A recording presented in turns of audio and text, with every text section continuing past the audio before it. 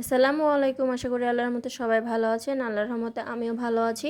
আজ রান্না করব ডিম তেলানি। কড়াইয়ে পরিমাণ মতো তেল দিয়ে দিলাম, সাথে পেঁয়াজ কুচি, টমেটোর টুকরো দিয়ে দিলাম। কিছুক্ষণ ভালোভাবে পেঁয়াজ টমেটোগুলো নাড়াচাড়া করে নিব।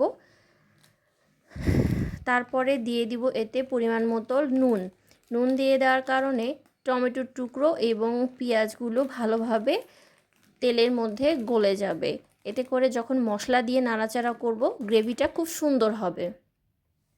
ভালোভাবে নাড়াচাড়া করে নেওয়ার পরে পরিমাণ মতো হলুদ, জিরা, ধনা, আদা রসুন পেস্ট, ঝালের পেস্ট দিয়ে গ্রেভিটাকে ভালোভাবে কষিয়ে নিব এবং যখন তেল ছাড়তে শুরু করবে তখন পানি দিয়ে দিব।